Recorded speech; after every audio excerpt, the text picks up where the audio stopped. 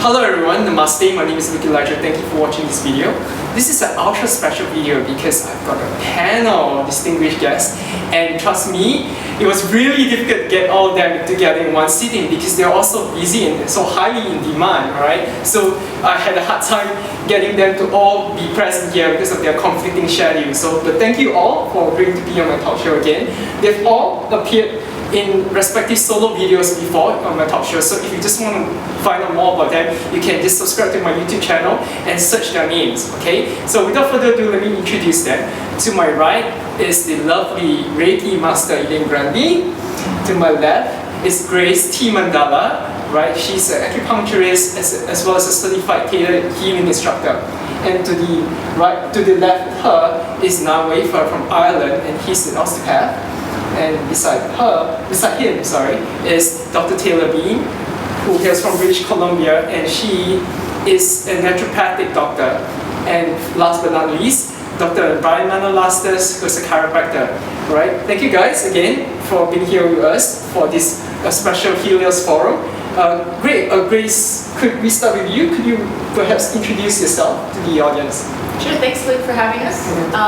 My name is Grace T. Mandala, and I've been practicing acupuncture, and Theta healing is a wonderful modality that I've just started teaching now, and I have a lot of wonderful retreats for this, and starting to write a book about other things for wellness that we're going to discuss about this topic on this wonderful video. And that's about it. I teach yoga, do martial arts. My background has a lot to do with energy healing. So of course, blending in all this acupuncture and Theta healing works well, as well as all these other wonderful modalities that we have on this panel. Yes, every single specialty here is different and unique. Right? How about you, Elaine? Can you tell the audience a little bit about yourself? Hi, I'm Elaine Grundy, and I run the Reiki Center on Duchat Place. And I've been teaching Reiki for 20 years. 20 years? She's a veteran already. I know, I'm feeling very old. But so I teach Reiki, we do Reiki healing, and the center does a lot of other wellness and yoga and all kinds of activities like that. Right. Taylor Bean? Sure. Hi, Dr. Taylor Bean. I come from Vancouver, British Columbia. I've been here in Singapore for about a year and a half, and working for about 5 months. As a naturopathic doctor, I use a variety of modalities, homeopathy, botanical medicine, to nutritional counseling, even TCM as part of my training. I've been incorporating MATE into my clinic here shortly, which will be great. So I see everything from pediatrics to geriatrics. I'm all about gut health, which I'll probably talk about soon. But I see kids with skin problems to headaches so a lot of things that I can use, which is really nice. All right. Niall Wafer? Hello, my name is Niall Wafer. I'm from Ireland. I qualified as an osteopath. I studied in London, qualifying in about 2007. I'm working out of a podiatry centre with my foot doctor in Camden Medical Centre. It's a manual therapy, so we mostly deal with just body pains and aches. We assist with different things like headaches, respiratory mechanics, but it tends to be manual intervention as well. Working with the podiatrist there, we work an awful lot with child development, just skeletal deformities, as well as just basic pain problems and so on and so forth. Awesome. Right. How about you, Brian? Yep, my name is Brian Manalastas, and I'm from the great state of California. But I've been living here in Singapore for the last 8 years, working as a chiropractor. Started my own clinics about 4 years ago, and so we focused a lot on, as Niall said, a lot of manual treatments and therapies for people with back issues and spine issues. But we focused a lot with children and families and patients with scoliosis or posture issues. And at the moment, my biggest thing is really training a lot of my other doctors here and in Malaysia to do a lot of the great same work, kind of spreading the message of what we want people to understand health to be and how they can achieve that with chiropractic care. Great. As you can see, we have a very well-balanced group here of more scientific disciplines as well as more holistic and esoteric modalities. I myself, I'm a certified Theta healing instructor as well as a Reiki practitioner, and I use crystals, essential oils, as well as sound healing to heal my clients. Okay.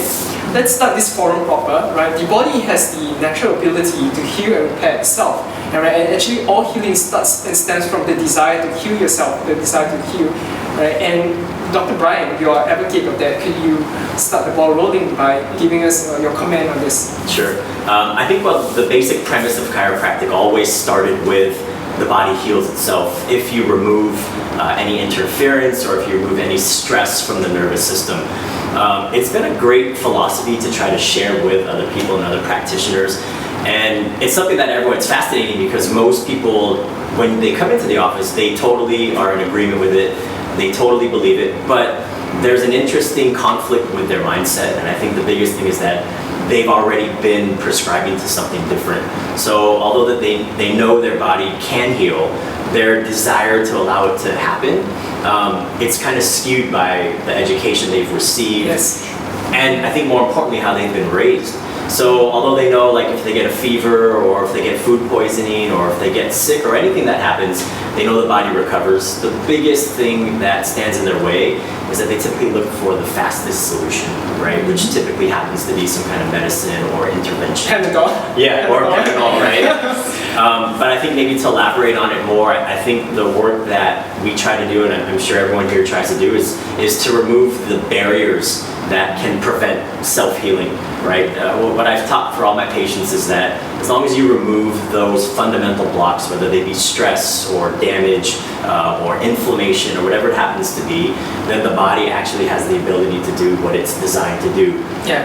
And at the same time, you have to continue to nourish it through that process. So I think that is the biggest message that I have for people when they start this process of finding who is going to be the one to guide you through self-healing. Right. Let's hear from a more homeopathic and naturopathic perspective, Dr. Taylor. So what's interesting is on my intake form I have a question that says, what are you willing to do to change to get better? And so then I have 5 different questions, from anything to nothing to don't tell me to change my favorite foods. So it's interesting to see what that person's mindset is when they come in and see me.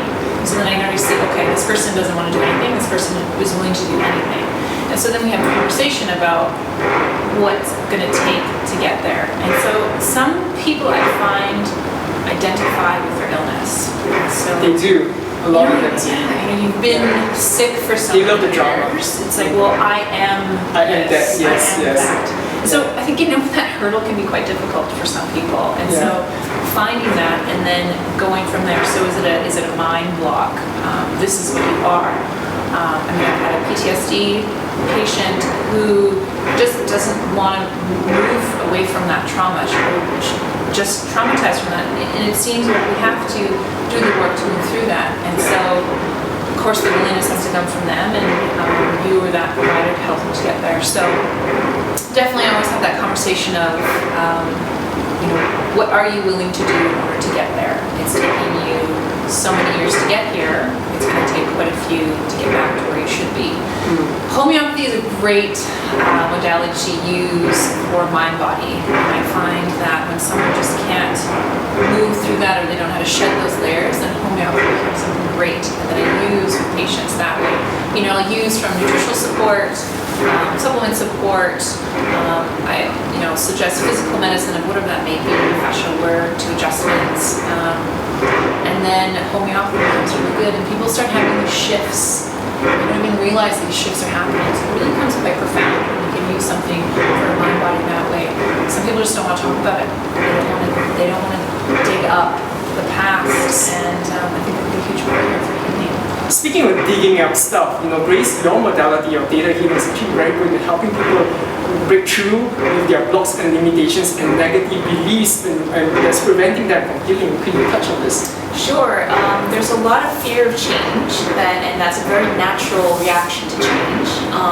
Everybody should approach change in a very gradual fashion. It should never be a very cold turkey approach, because you're just going to create a withdrawal and you're going to create a shock to your system. You really want to approach it in a very responsible and gradual way. And if there is a block, whether it's subconscious, whether it's a physical toxin block, or whether it's a fear block, seek the help, the professional help, to help you address that fear so then you can break through and make the positive changes that you need in your health care. Whether it's Reiki or Theta healing or chiropractic, we all have all of these modalities help you, and they're tools to help you release these blocks. And there's so many different levels of blocks. Many layers. Many layers. So a lot of us talk about nutrition, which is on the physical level. We also talk about emotional blocks, PTSD. We also talk about a lot of subconscious blocks that we are not even aware of, and that's even powerful. And this is the sudden resistance to change, and this is how Theta healing helps. I'm sure there's a lot of modalities out there that can help you with this too, but I'm definitely, well, personally, I've helped a lot of people with this and experienced a lot of amazing changes both through acupuncture and through Theta healing. And it's amazing how the power of resistance can really stop somebody from really achieving their best health goals. And it's powerful. Yeah. Yeah. Prevention is better than cure, as they say. And so oftentimes clients come to us practitioners way too late when the symptoms are already very severe or they're very late stage. Now, could you talk about this? Because you mentioned this to me before that a lot of your clients tell you, I wish I came to see you earlier. I mean, it's much like the chiropractic. You always try and look at these blocks to healing. So if one can live like a much more healthy life, look after himself, mind, body, and soul, do the appropriate exercise, the appropriate nutrition, then a lot of these blocks don't form in the first place. Yes. The body is a primitive structure. It's always going to look after itself. It doesn't want to be eaten by something bigger than it back in the day, and it needs to be able to hunt food. So it's always going to want to move forward. It takes fuel and it takes movement forwards. So if we are to just keep that fuel in there and don't let these things build up in the first place, then that's health. Just looking after all those different levels: good nutrition, good exercise, good movement, good flexibility, good relationships. Right, Elaine, what is your take on this topic? How do your clients often come to you at a late stage? No, I think Reiki is a little bit different in that we teach self-healing anyway. So in order to enroll in a Reiki class, you are already committed to your own self-healing. You've already decided you're fed up with having to only take medication or only find other, going to the doctor when you're sick, and you start to already believe that there is a way that you can help yourself. So people that come to Reiki to learn Reiki, which is what we teach, they're already past that. They've already decided, I want to do self-healing. So in that respect, my job is half done, actually, because people that come are already open to it. And then what happens is, as they start to apply the Reiki, assuming they do go home then and actually Reiki themselves, then that infusion of energy starts to guide them as to where to go. So I always see Reiki as like a foundational thing that allows people to fill up with energy so they have the capacity to actually go out and look for what's right for them without that kind of panic or victim mentality that often makes it very difficult to choose where to go, what to do, apart from go to your doctor. So I guess it's a slightly different viewpoint because we're teaching something that allows them to self-heal at home. I think that's very interesting. So people use Reiki more as a maintenance and to fine-tune their own self-healing process. Is there already people who are drawn to it already have a certain level of awareness and consciousness? Definitely. That's beautiful. If only more people understood their own power. Yes. Right. There's actually so many healing modalities out there. More methods that there are. There's so many methods to choose from, really. And sometimes it can be confusing for the patients. So, what could you guys tell the audience? Right? Could you perhaps give them some suggestions on how to select the most appropriate or best healing technique that will work for them? Anyone? Sure. My typical advice for a lot of my patients when they ask, because chiropractic is not typically considered a primary form of healthcare, or it's typically something that people will do as a last resort. They've maybe been told, hey, you should go for surgery, or there's only these medications and these things that you can do for your issue. So when they come to me, they say, well, how do we decide over you versus like a TCM or something that's already very alternative? And I'm always very open-minded. I think anyone that is there to heal. My advice for people is you're gonna get health as long as you're actively seeking health. And as long as the practitioner, the integrity of them is there to heal you, then there's gonna be some inherent bonuses that you get. And I think that goes back to the body's innate ability to heal. So if you're looking for healing and you stumble upon chiropractic, there's gonna be a level of healing that you get. Now, is it perfectly tailored to what kind of solution or result you need? That part, you don't know, because there could be, like we mentioned, there could be subconscious blocks. There could be physical blocks is what we work with. There could be nutritional blocks and things that are there. So it doesn't limit the help that chiropractic can do. It just means that maybe we'll solve half of the problem and you've got to continue looking for more answers. And then the same thing when people come to a chiropractor and they've been trying to fix something going somewhere else. And I say, well, you know, physiotherapy was great or osteopath was great, but again, the objective of what they wanted to accomplish might have only got part of the solution. But it doesn't, I think, take away from any of the healing process, which is important for people to know. So again, my message would always be, you should be searching for health options and health solutions and be very proactive and positive about receiving those types of things. And then you're gonna get a positive experience. It might not be 100% what you need, but when it comes to health, there's so many avenues that you have to explore anyway. And I would just say, in my perspective, I had an accident a couple years ago, and to respond to that, I didn't do anything other than chiropractic. But at the same time, I really focused on the nutritional healing side. I focused on specific resistance training, and then I went back into yoga, which my wife is a teacher, so I focused on that a little bit more. And that's what got me better. But that is just my journey, and it might have been a different solution for anybody else. So.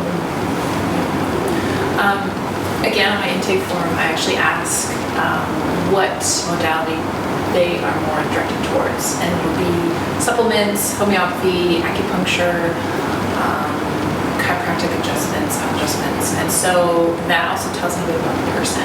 Now, my intake is an hour long, and I think what can be brought up a lot in a long conversation is what that person does need. So then you can, okay, this is where you want to go, what you may need. And now, of course, I will never always have all the answers, but it can really bring to light, and that person seems to figure it out even within the city. Okay. Will you include, say, their preferences or what they personally resonate with as well?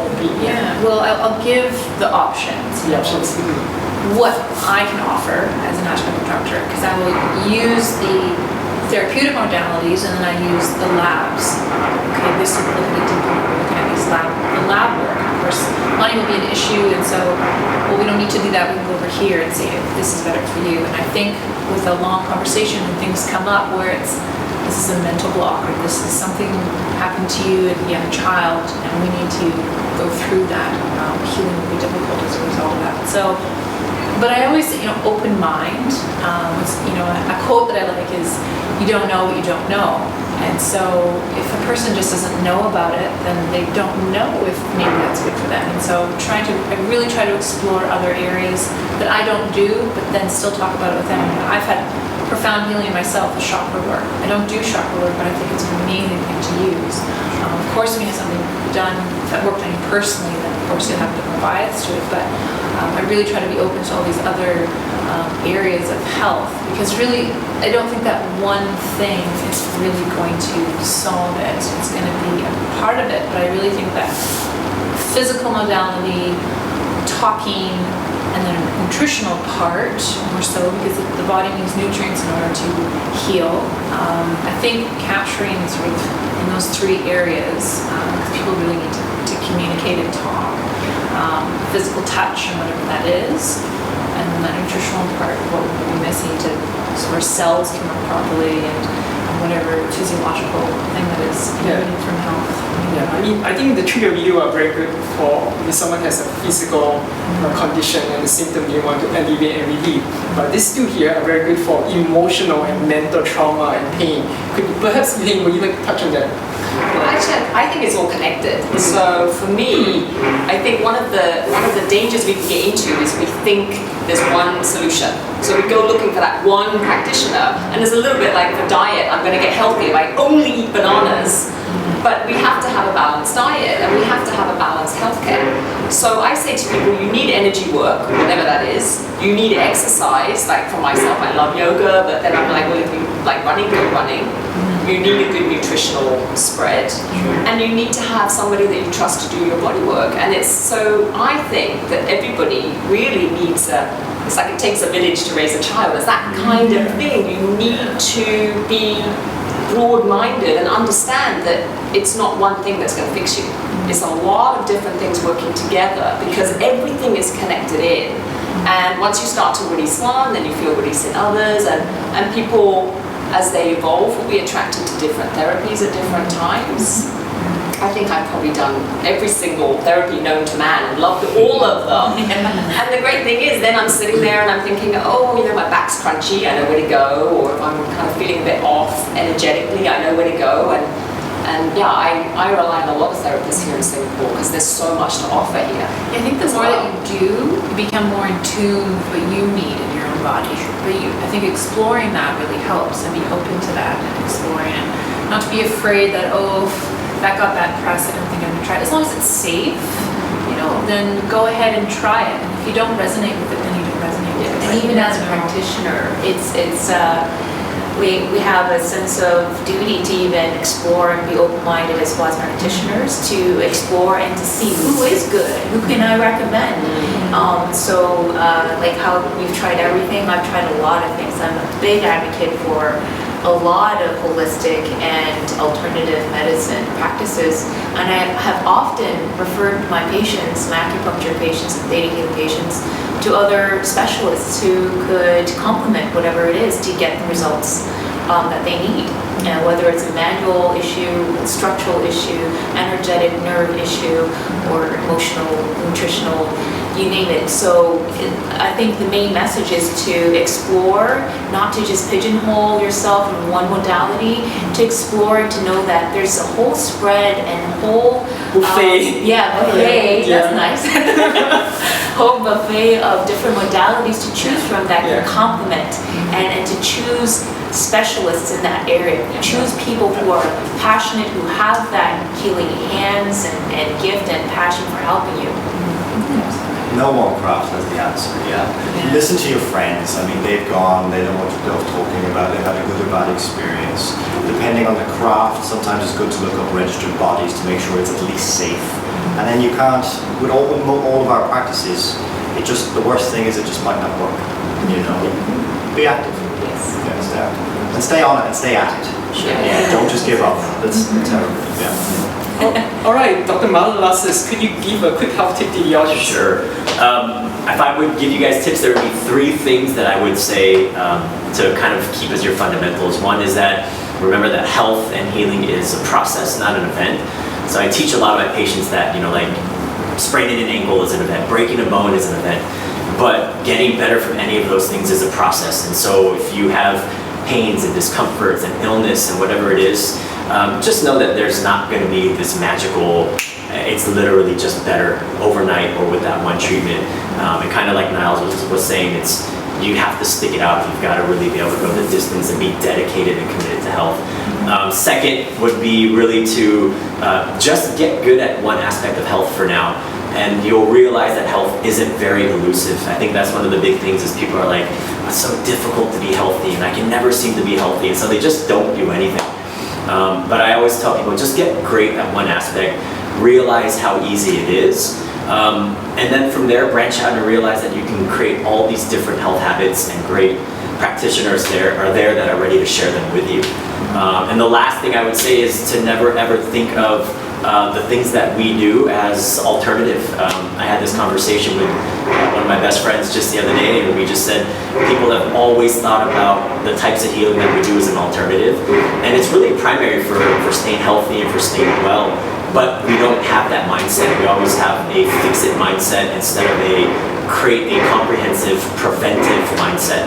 So think of this as your primary prevention, and when you get sick, then you can fall back on alternative medical care to get you better. All right, Dr. B, what's your advice? Number 1, I tell people to breathe. I just stopped doing that. I was just talking for too long.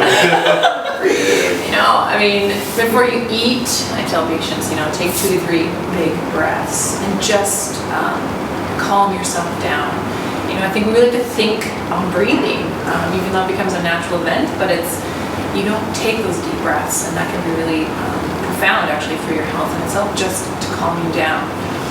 As a naturopathic doctor, I use a lot of nutritional advice, and I use a lot of supplements at times, and I know there's lots of things out there you can buy, but really look at the ingredients.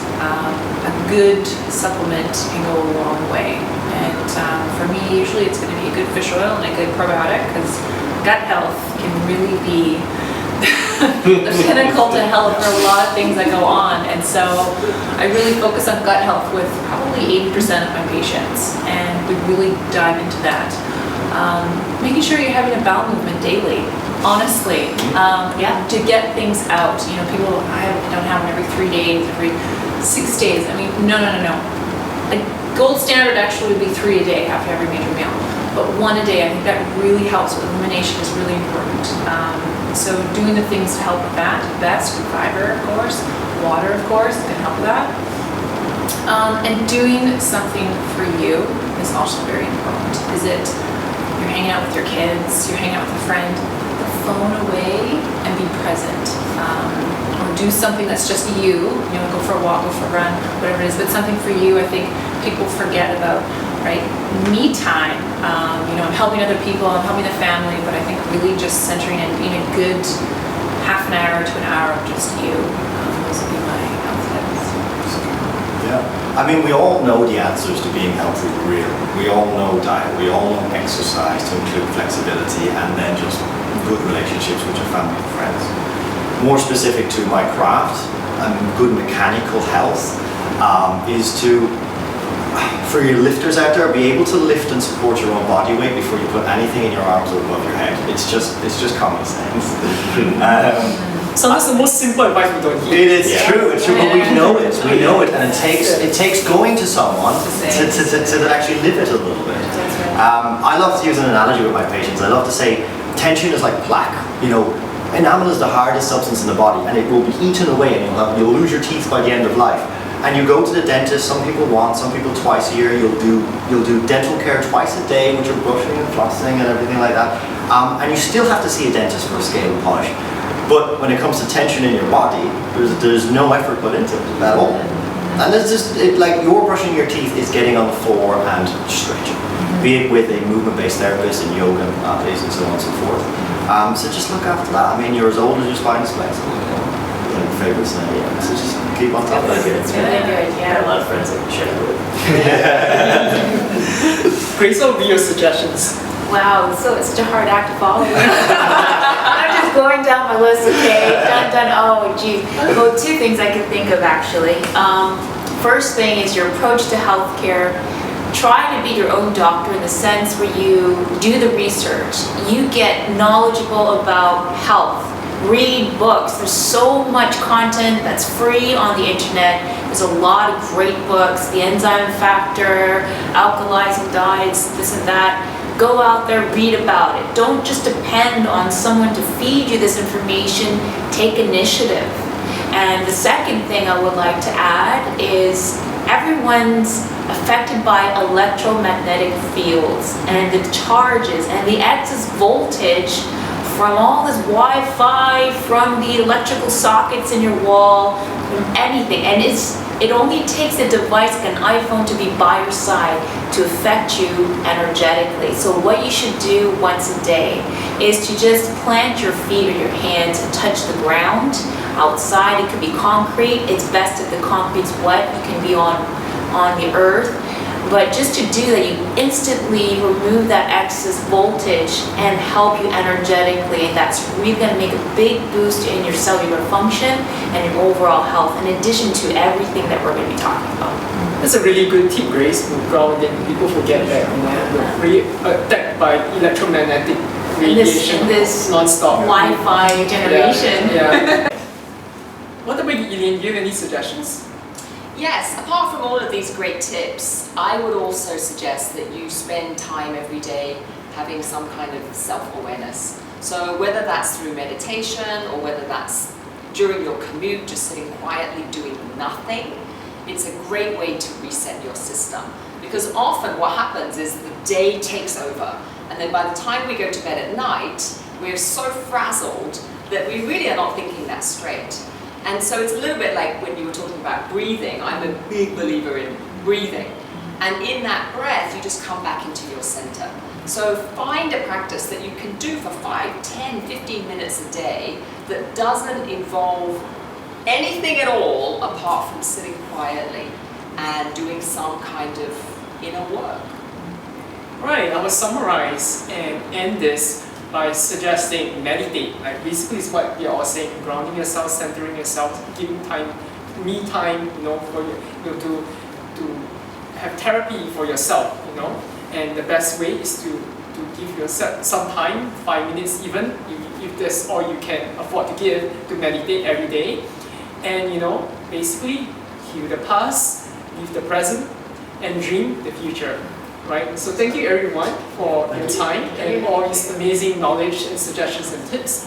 How can the audience reach and contact you guys? Brian? Sure. You can find me on my Facebook, which is just my full name, Brian G. Manalastas. And also if you want to email or get information from me, you can also go to my website, which is www.chirolounge.com. It's Chiro with a K, K-I-R-O, lounge.com. Taylor? You can visit my personal website, so www.drtaylorbean.com, or my work, www.cityosteophysio.com, or Facebook, facebook.com, Dr. Taylor Bean. I'm working out at Camden Medical Center in a podiatry center called My Foot Doctor. So you can find us on myfootdoctor, that's dr.com.sg. I'll be on that side. And you can find me on the Facebook link below, and as well my website, gracetmandala.com or thetahealinggroup.com. And you can also find information about retreats and courses there too. Elaine? For us, it's reikicenter.com.sg or facebook.com/Reiki Center. I'll be placing all their links below, so feel free to click on them and support all these wonderful practitioners. They're all experts in their fields, and I selected them because of their knowledge and their authenticity, as well as the fact that they're all very ethical and very professional. Right, so thank you guys again. Thank you. Right? Thank you. Do not forget that they all have solo videos, so please subscribe to my YouTube channel to watch them. And thank you guys for watching this video again. I'll see you in my next video. Thank you. Bye.